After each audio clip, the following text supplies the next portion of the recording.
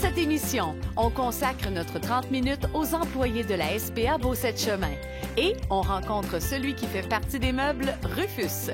Vous allez voir que ça bouge dans une SPA, et pas seulement à cause des animaux. Bienvenue à l'émission. Alors, ce matin, on est arrivé un petit peu plus tôt à la SPA pour découvrir par nous-mêmes qui se trouve dans la chatterie et qui se trouve dans le chenil. Habituellement, à notre arrivée à la SPA, une des animalières nous accueille. Mais ce matin, puisque deux d'entre elles s'affairaient déjà au nettoyage des cages, on s'est dit qu'on connaissait les airs et qu'on entrait par nous-mêmes. On va entrer dans la chatterie. Coucou! Oui, il y en a qui ont changé de place. Itchy! Wow, c'est encore tout plein ce matin? Ouais! Oh, Litchi! Jacqueline! Il y en a une qui s'appelle Jacqueline! Oui! Justement, Rosalie est à mes côtés en train de nettoyer les cages. Alors, à la SPA, on découvre tout plein de choses. On a de nouveaux chats. On a aussi de nouveaux employés. Derrière moi, il y a Rosalie qui s'affaire à nettoyer la section chatterie.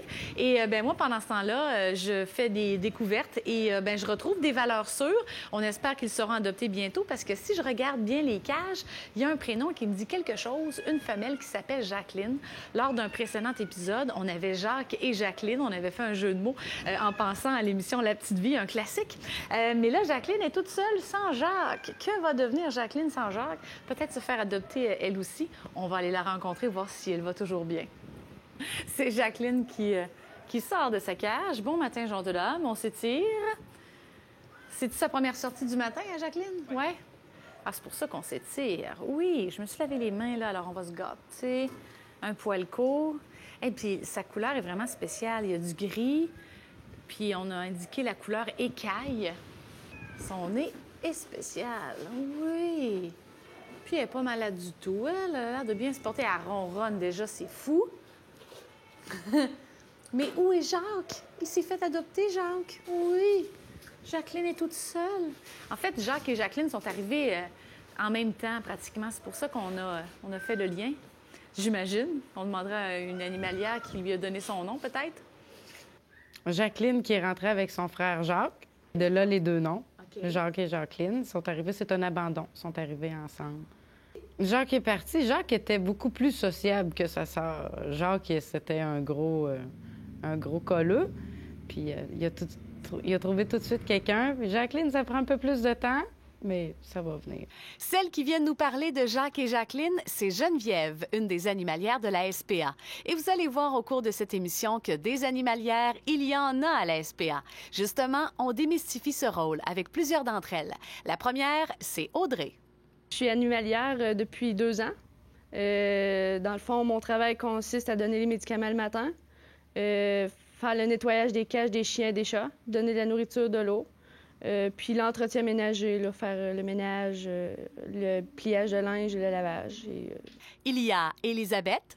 Pour nettoyer les chiens, les chats, les faire sortir, faire leur récréation. Il faut allumer les lumières de tous les départements pour que les animaux aient le plus longtemps possible de la lumière dans la journée. Ensuite, on commence par en avant, le chenil, la chatterie, parce qu'eux autres, ils peuvent sortir dehors. Fait que le plus vite possible, c'est fait. Ensuite, on traverse en arrière. On a la quarantaine chiens. Eux autres, c'est tous les chiens qui arrivent. Ils ont un laps de temps qui sont là pour voir s'ils ont des maladies qu'ils contractent en 10 jours. Il faut les faire sortir dehors un par un parce que, comme nous, on ne peut pas avoir d'enclos extérieur vu que c'est trop haut. On les sort un par un dehors pour leurs besoins. Tout dépend avec qui je travaille le matin. On se dit, mettons, Geneviève, elle dit, comme un matin, j'ai fait les chats. Puis elle a fait les chiens. Tu sors toutes les choses de sa cage, tu nettoies le fond de sa cage, tu changes le piquet, tu remets un piquet propre. Après, tu mets son eau, de la nourriture, de la litière, puis après ça, sa cage est toute propre. Moi, je suis plus... je vais promener les chiens, je fais du ménage, je fais le lavage. Des fois, je lave les chiens, j'ai des griffes à couper. Et ce n'est que le début de la journée. De retour en chatterie avec notre vedette à l'émission, Rufus.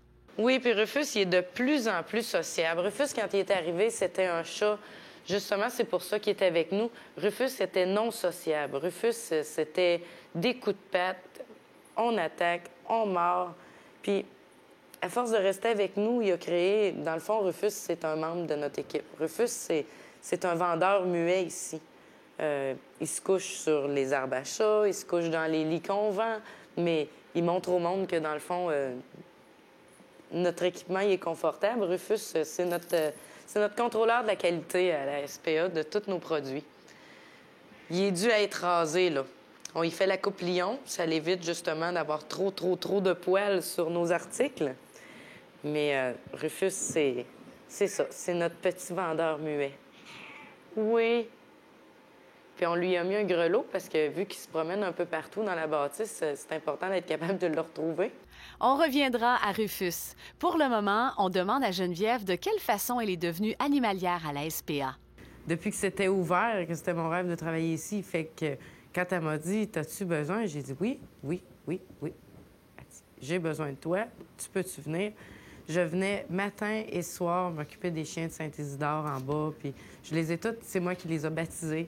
Il fallait qu'il y ait des noms significatifs. J'avais toutes trouvé des noms qui étaient quand même assez significatifs de paix, d'espoir.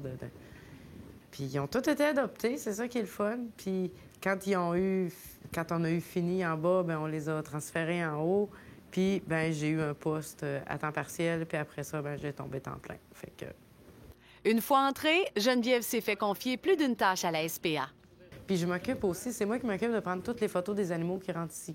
Je m'occupe de prendre leurs photos, je m'occupe de faire leur montage photo qui s'en va à l'adoption. Juste ça, ça pourrait être vraiment là, une job à temps plein. Là. Pour ce qui est d'Audrey, son intégration s'est faite d'une autre façon. J'ai fait des stages. J'ai été à la polyvalente Saint-Joseph. Puis c'était moitié stage, moitié école. Donc, je suis venue faire des stages ici parce que les animaux, ça m'apporte vraiment à cœur. Je voulais en sauver. J'ai fait des stages. Puis ils m'ont trouvée super bonne, fait qu'ils ont décidé de m'engager. Chaque entrée d'employés à la SPA est différente, mais elles ont toutes une chose en commun, l'amour des animaux. À la SPA, il y a le rôle d'animalière, mais plusieurs employés s'affairent à gérer les animaux, comme Danielle. Au départ, j'étais seulement coordonnatrice de tout. Je m'occupais des municipalités, je m'occupais de la boutique, les commandes. Je faisais même des journées que je travaillais à la boutique parce qu'on n'était pas beaucoup d'employés. Mais à mesure que ça a grossi, quand on a eu le contrat de la Ville de Saint-Georges, il y avait beaucoup plus de travail, il y avait beaucoup plus de logistique.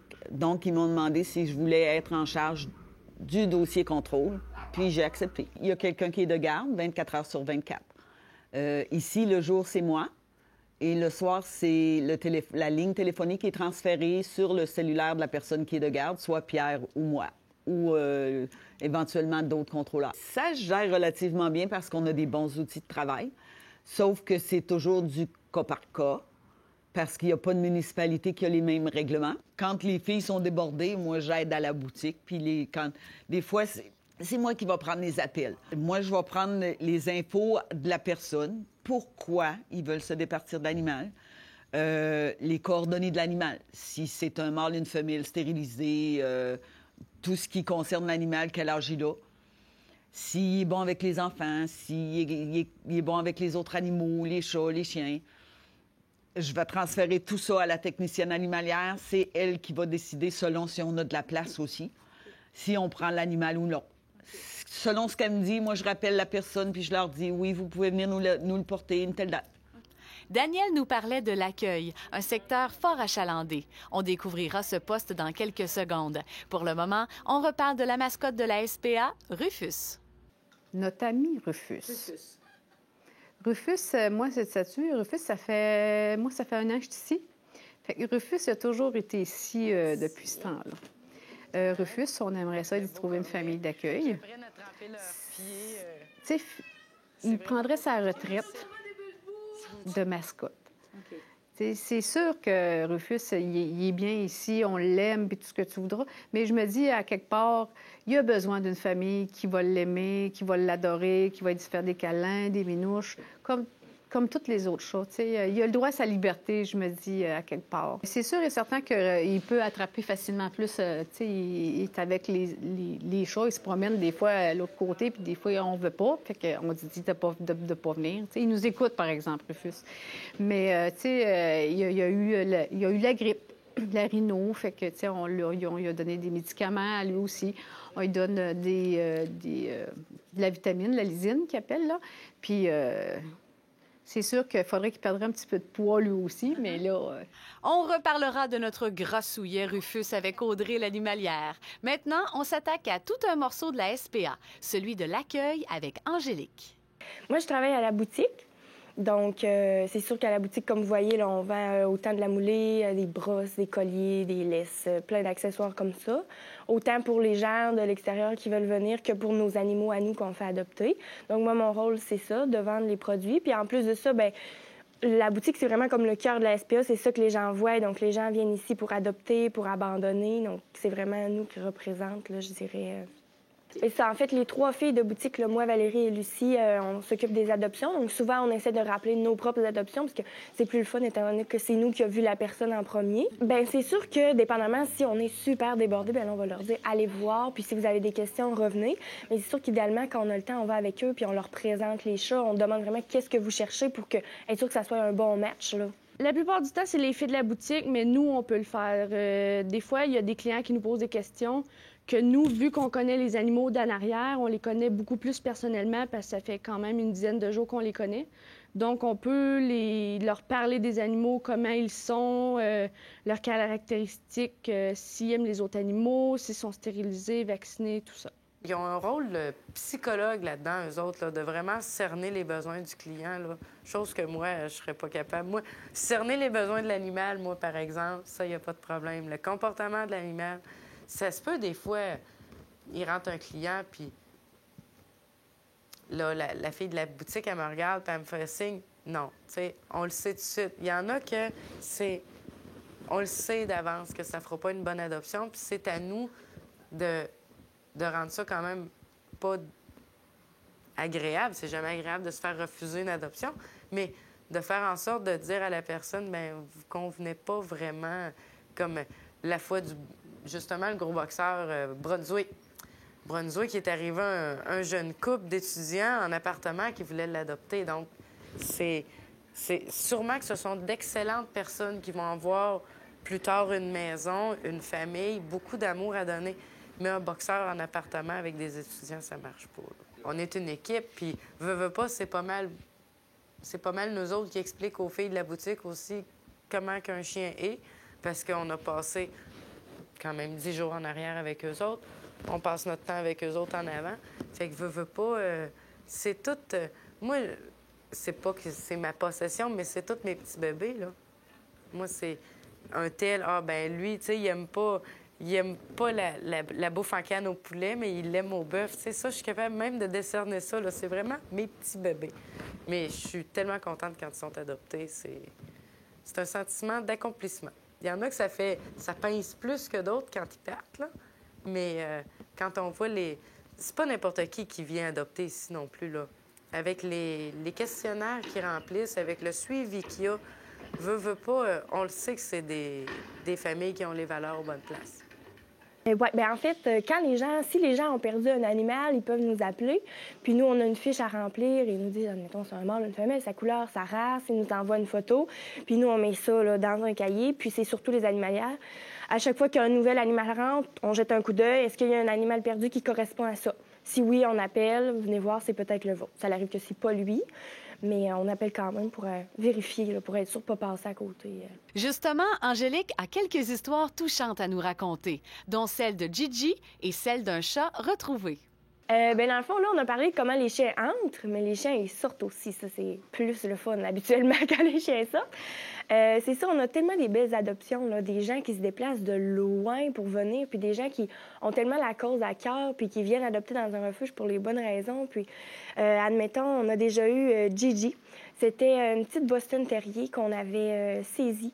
Elle avait été utilisée pour la reproduction. Elle avait été gardée 7 ans dans un cabanon, sans eau, sans nourriture, sans chauffage, sur le béton. Elle était vraiment, là, tu sais, elle avait toute la corne là, sur ses pattes à force d'être couchée sur le dur. Elle est arrivée ici, elle était mig. Elle était presque aveugle aussi. Donc, tu sais, elle faisait pitié là, quand elle est arrivée ici. Puis c'est une madame, finalement, on l'a mis en adoption. Puis elle avait quand même 7 ans. Puis tu sais, c'est pas tout le monde qui est prêt à investir pour un chien de 7 ans, qui en plus a un petit peu de problème de santé, qui est pas nécessairement propre, étant donné qu'elle a tout le temps été dans un cabanon, là. Puis on a trouvé une personne du Lac-Saint-Jean qui est descendue ici pour l'adopter. Puis, tu sais, c'est quand même 4-5 heures de route, là, pour venir chercher Gigi. Puis finalement, ça a été un coup de cœur, là. La madame est arrivée ici, elle l'a vu dans sa cage, elle l'a pris dans ses bras, puis elle l'a pas lâché jusqu'à ce qu'elle sorte, là. C'était vraiment une belle adoption. Puis voyez-vous, quand on a rappelé, là, ça allait numéro 1. Ça l'arrive moins souvent, mais c'est quelque chose quand même qui se passe ici. Admettons, on trouve un chat ou un chien perdu.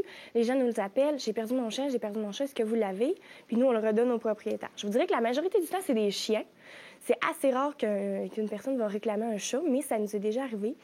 On trouve un vieux chat, là. Tu sais, quand tu fais juste le regarder, tu sais qu'il est vieux, là, motonneux, magané, là, vraiment magané. Donc là, nous, on l'envoie en arrière. On regarde dans les avis de recherche, comme on fait toujours quand un nouvel animal arrive. On voit qu'il y a un chat de 16 ans qui a été perdu il y a 2 mois. La municipalité correspond, la couleur correspond, mais on se le dire, là, depuis 2 mois perdu, il y a beaucoup de chances que le chat soit décédé, là. On s'est dit, bon, on va prendre une chance, on va quand même appeler la dame. On appelle la dame, on lui dit, on ne veut pas vous faire de faux espoirs, bien peut-être qu'on aurait votre minou. La dame vient immédiatement. Quand on lui a présenté le minou, là, ses genoux ont lâché, là. La dame s'est mise à pleurer, là. Tout le monde dans la boutique avait les larmes aux yeux, pleurait aussi. Le chat, quand elle l'a pris, là, il s'est mis la tête dans son cou, puis il s'est mis à ronronner tellement fort, elle dit « il me bave dans le cou présentement ». Tellement il était content. Donc ça aussi, c'est tellement des... Ça arrive moins souvent que les adoptions, là, mais c'est tellement des belles histoires, là, que... On aime tellement ça quand ça arrive. Donc. Vous connaissez le proverbe « Jamais 203 » ? Eh bien, après 2 histoires, en voici une dernière, ma préférée, celle de Tom Tom. Lui, c'est un petit poméranien de 5 ans. Son ancienne propriétaire, c'était une dame âgée qui s'en allait en foyer, donc elle n'avait plus la possibilité de le garder.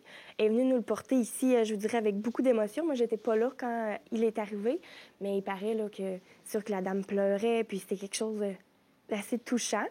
Puis Tom, c'est sûr qu'à chaque fois qu'on le voit, tout le monde tombe en amour avec, là, à cause de sa petite face. Puis finalement, ben moi aussi, quand je l'ai vu, je tombe en amour. Puis c'est vraiment un chien qui me convenait du fait que c'est petit, c'est calme, il a déjà 5 ans, il est déjà tout dressé. Donc moi, j'ai choisi de l'accueillir dans ma famille pour la vie. Puis souvent, les gens ont peur d'adopter des chiens adultes, ils veulent des bébés. Voyons, adultes, je ne connais pas, il y a déjà ses habitudes, mais... C'est justement, moi, je trouve ça tellement plus le fun à adopter un chien qui a une histoire, qui a déjà ses petites manies, déjà ses petites habitudes. Tu apprends à le découvrir en même temps que lui apprend à le découvrir. Donc, c'est une belle aventure. Chez son ancienne propriétaire, il mangeait juste la bouffe de table. Okay. Donc là, on l'a transféré à la moulée progressivement. On s'entend qu'un bon spaghetti, c'est meilleur que des croquettes, hein? Donc là, au début, c'était pas trop évident. Là. Finalement, il mange sa moulée, mais c'est un amateur de légumes et de fruits. C'est le seul chien au monde que je connais qui mange des ananas et des oranges. Je coupe des poivrons, il me jappe après pour que j'en donne des morceaux.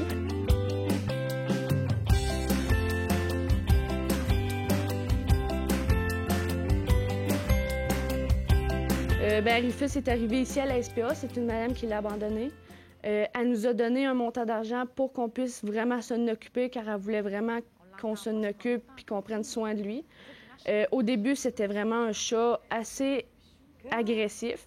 On ne pouvait pas ouvrir la porte de cage, il ne voulait pas rien savoir. Quand on visait sa cage, il fallait vraiment aller vite, parce que sinon, il nous donnait des coups de patte puis il voulait nous mordre, comme tous les chats font à peu près. Puis à force de le faire, il s'est mis à nous aimer puis à prendre confiance en nous. Fait qu'on l'a traversé en avant, après son laps de temps en quarantaine. Monsieur, il décidait qu'il voulait être lousse, fait qu'on le laissait lousse dans la boutique. Puis c'est comme ça qu'il est devenu notre petite mascotte, on l'appelle notre mascotte. Donc, on le laissait dans la boutique lousse, le monde le flattait. Tu sais, il était vraiment gentil avec tout le monde. C'était vraiment une différence en ce qui est arrivé avant et après. À cette heure, on l'a encore. Il s'entend pas mal avec tous les chats. Il y a des petits compromis avec quelques chats, mais on s'entend pas tout le monde avec tout le monde. Fait que c'est pas mal ça, là. C'est un gros bébé. On a un testeur ici à la SPA, c'est Rufus, la mascotte de la SPA, qui est en train de tester, ma foi, l'herbe à chat. On va se rapprocher, voir s'il veut partager ses commentaires avec nous. Ah, déjà, il a fait tomber le plat. Attends, on va le mettre debout, Rufus. Et on va mettre le... Ça, pour nous, là, ça sent rien. Mais pour eux, là, c'est fou. C'est tellement enivrant pour eux, là. Ah, ça aide à la digestion. Donc, c'est le fun. Puis c'est facile à faire pousser.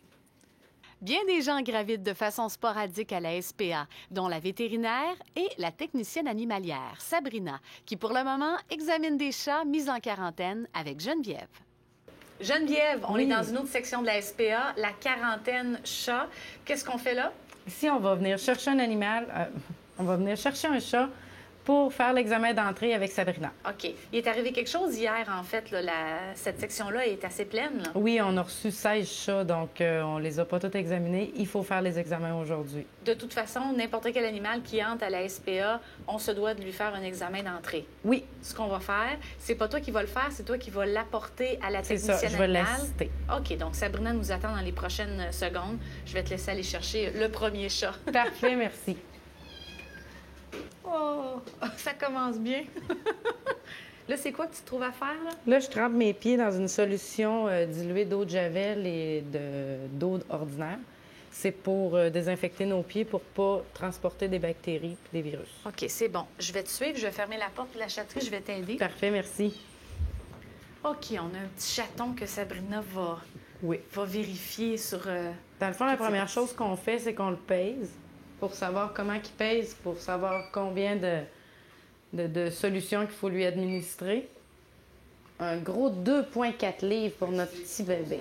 Après ça, on vérifie s'il y a des parasites dans les oreilles, puis des parasites, des puces, des tiques, ces choses-là. OK, on va laisser faire Sabrina.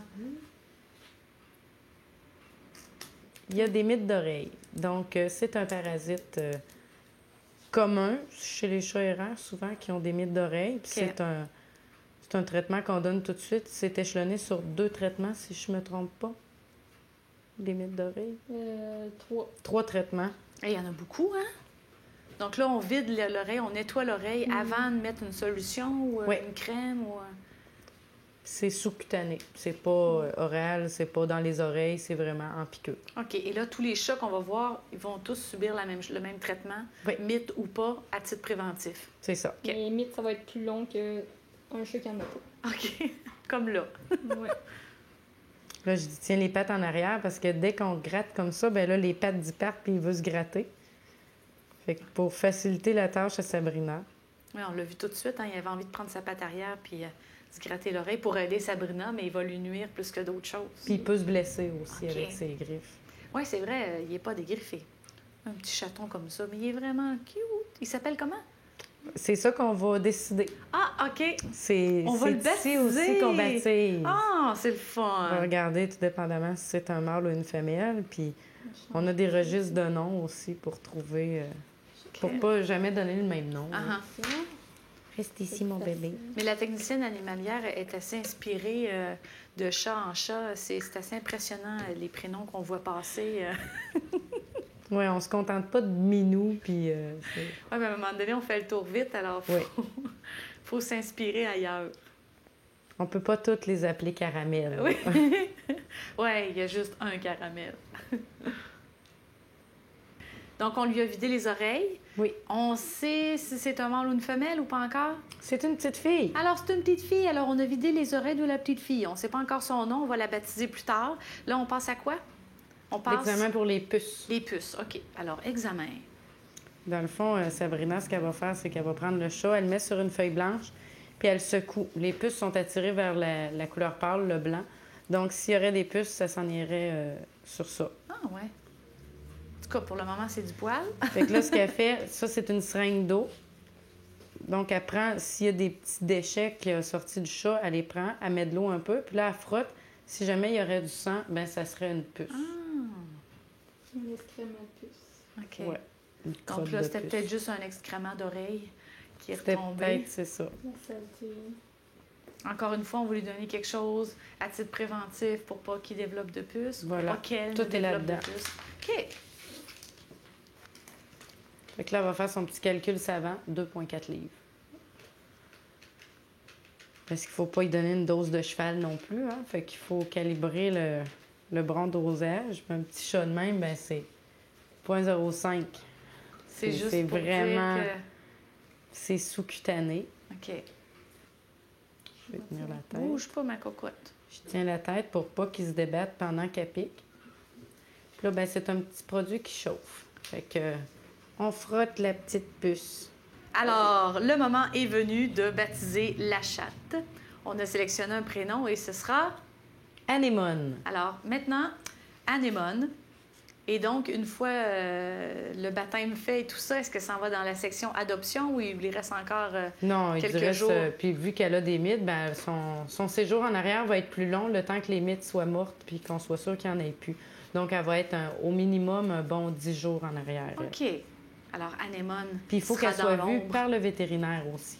Le vétérinaire passe cette semaine pour les vaccins. OK. Donc, un animal qui n'est pas vacciné ne transfère jamais à l'adoption en avant. OK, donc Sabrina, t'es la première, dans le fond, à faire l'examen d'entrée. Par la suite, c'est la vétérinaire qui va faire le suivi. Puis on C'est a un bon. petit collier, parce que souvent, on a des chats qui se ressemblent tous.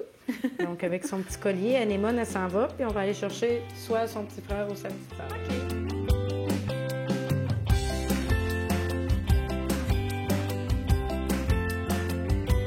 Les employés connaissent bien les locataires félins et canins de passage à la SPA. Brunswick, Renoir. la belle Fanny, Litchi, le petit tigré, là. Kenda, Caramel est encore là, Dis-Lou, oui. Dadou.